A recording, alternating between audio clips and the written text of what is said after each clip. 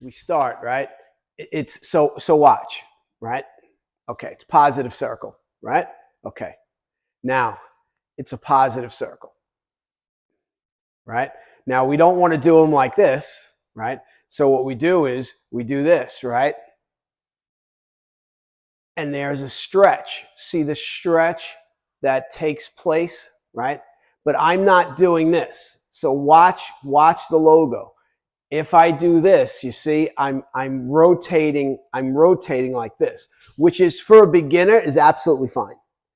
A person first learning this, he can turn his waist, he can do this as long as the rod stays, that's fine. But later on, as you become your ability goes up, right? You want this to be a stretch. So if you look at the way the logo moves, right?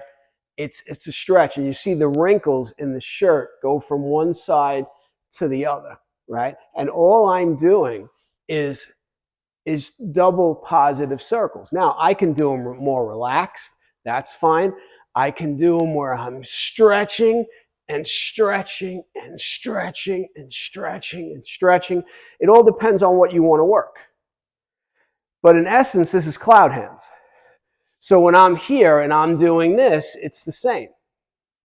It's the same, right?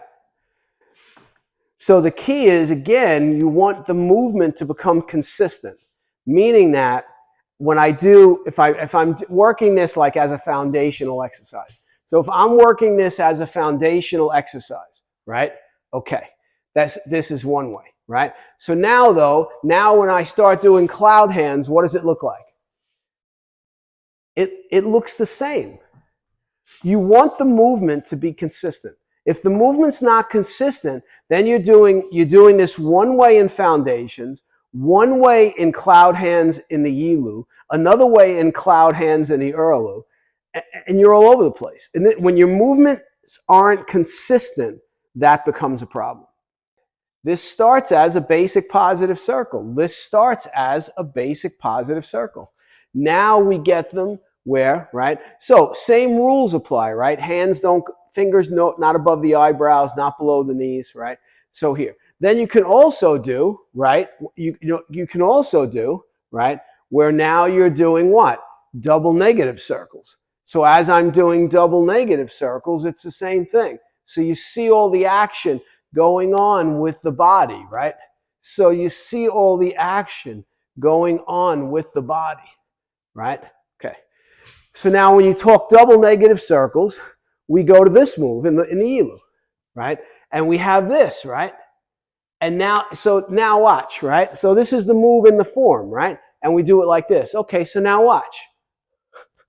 All I do is open my hands and nothing changes. And if I'm doing my foundation of double negative circles, it looks the same as that move in the form. So again, taking one thing and applying it where it needs to be applied, right?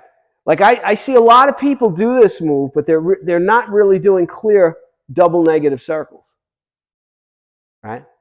So you'll see a lot of this, and then this, and then this. But this has to be negative circles where I'm here, right?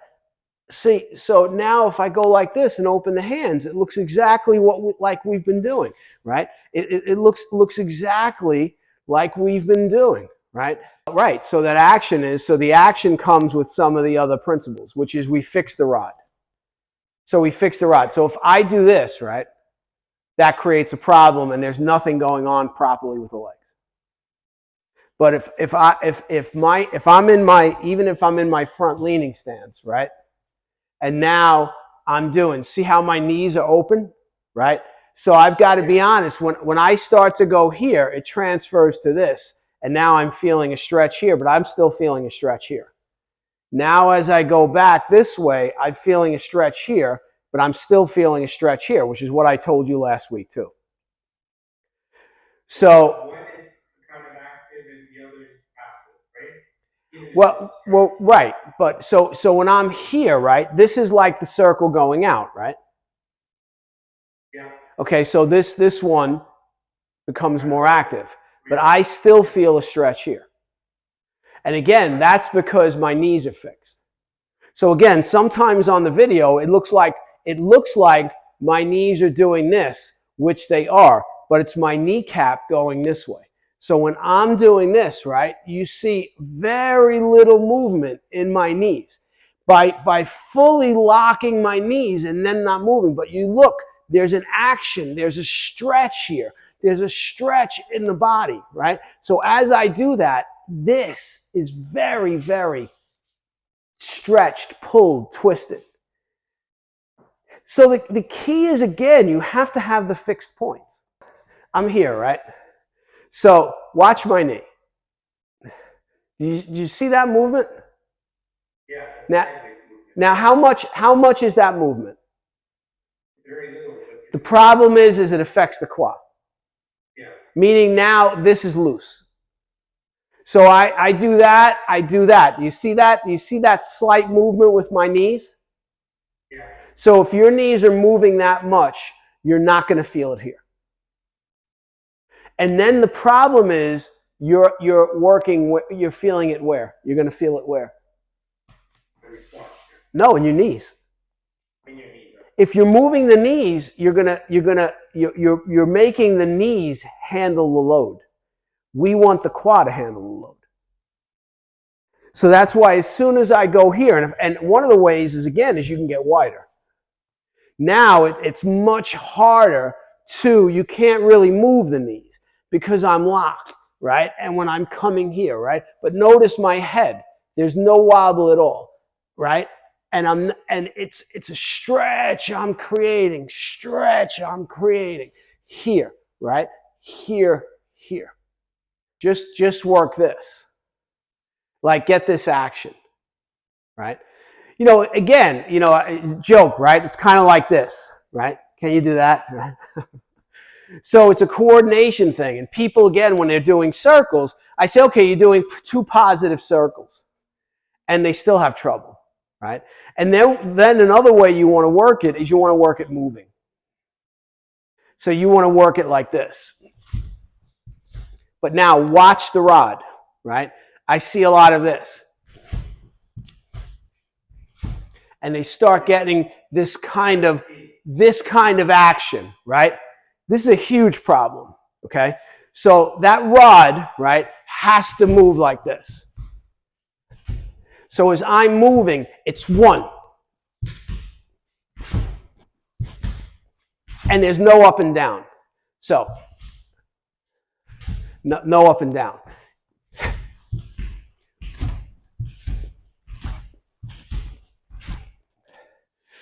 If you look at this action here, right, which is the positive going to the rear, right? Imagine I have your wrist and I have your elbow, right? Right? But we're doing, again, but the rod has to stay straight. And again, I can be doing, right? I can be doing double negative, right? If you're having trouble with the hand coordination initially, just work the hand coordination. I've told you in the past, when I initially teach the form, I don't let people move their elbows on these moves. Right? So as they're doing cloud hands, I make them keep their elbows against their body. Yeah. Right? But then once they kind of have the movement, right, then I let the elbow free up a little bit. But the elbow can only go out so far. So let me show you what I mean. And this is true of the double positive and double negative circles too, right? So if I'm doing this, right, that's too far, right? So you have to find that restriction, see? Right? Like we never see Master Chen where he's like this. Right? Do we ever see him look like that? Right. So you've got to figure that out as you're doing these double positive circles or double positive negative circles about how far the elbow can be. So again, initially you do it like double positive circles, Later on, it changes a little bit so that it's this. So you see this way of my hand? No, I don't know what you mean. So this is, Okay. you understand? So so when I'm doing cloud hands, if you watch Master Chen, you'll see he looks more like this. He's not looking like this, right? So there's a roundness to the structure here of the arm. Yeah. My elbow's still pointing down. Okay. All right. So then I can't see it. So it's okay. I see what you're saying. Yeah. You understand what I'm saying? Yeah. So this, my elbow would be out this way. So see what that looks like here? But see, it's like that. That little action where the shoulder turns that makes a big difference. Yeah. I can fit it. Yeah, this above all else is to be avoided when you're doing the moving ones, which is you get this rocking where the body starts to rock. And I'm exaggerating it now, but people still do it. You want, and this moves. There's no wobble. The tilt. You want that rod. Again, the rod's real. You have to feel it. You have to feel it through the body. You know, and in the beginning, a beginner, if the beginner's doing this and they're turning their waist like this, so you see the elbows are going back, the shoulders are going back towards the real wall. So, in the beginning, you teach this, and if they're turning like this when they're doing, this type of action, right? Not the end of the world, because again, we want them to get a basic understanding. Then we can fix it, which is if you watch when I do it more correctly, my shoulders don't really go towards the back, right? So there's an action, right, in the body where this is here, right? And this is here, right? And this is here, right? If I do this, you see the logo goes all the way to the side, right? Okay. But if I'm doing it correctly, the logo stays in the center.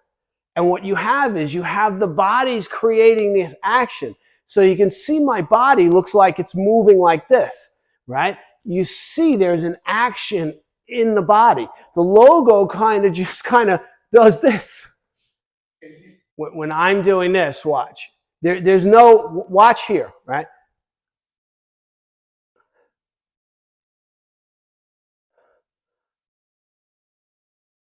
I'm trying to exaggerate a little bit so you can see a little bit more of the movement. So I do this, right? This is the most basic way of doing the double positive circles. Okay. Nothing's moved. There's no action. It's just my arms moving. Now, if I do this and I turn my waist, right, we see there's a lot of action, right? There's like this, right? And again, not terrible, but not high level. And then what we want to do is we want to fix the knees so the knees don't move, right? And then we want to fix the rod. And then the shoulders are really only going to move like this. They're not going to go back towards the real wall.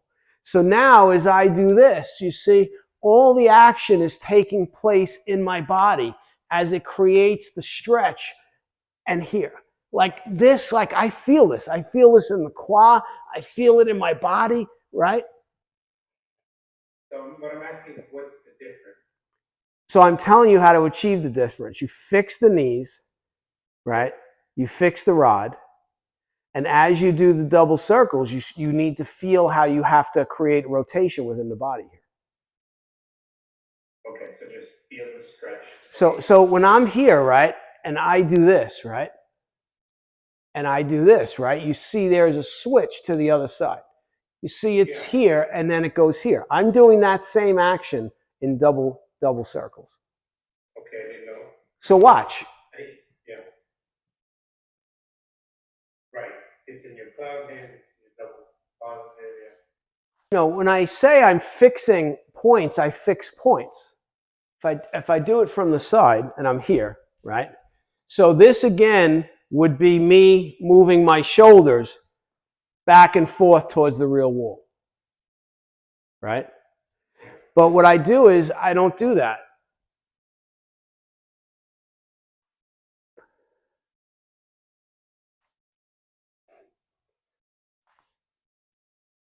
The knees are fixed. I don't let them move, right? And the shoulders don't go towards the rear wall. I'm rotating like this. My shoulders are moving back like this. The second way I did it, my shoulders don't move like that. There should be a lot of torque in the body. If there's not a lot of torque in the body, you're not accomplishing the goal. We do have double positive. We have it in Erlu. What does it look like? What would you say? Oh, okay. Ooh. Okay, there too. So if my knees are like this, my knees are kind of this, but my knees have to be pushed out this way. So when I'm in these positions, my knees are always, I'm pushing them back. So I feel like I'm on a precipice where I'm ready to fall off. So you have to get comfortable being on that precipice. So my knees, I can't push them back any further myself. If I start pushing them back, I'm going to lose my balance, right? That's how open they are. And that's when I do this. And I do this whether I'm doing regular positive, double positive, it makes no difference. So that pushing of the knees out and feeling like you're on the edge of the precipice is something you have to become quite comfortable with. And if you can't get over that uncomfortable feeling, you're going to have difficulty reaching higher levels of practical method.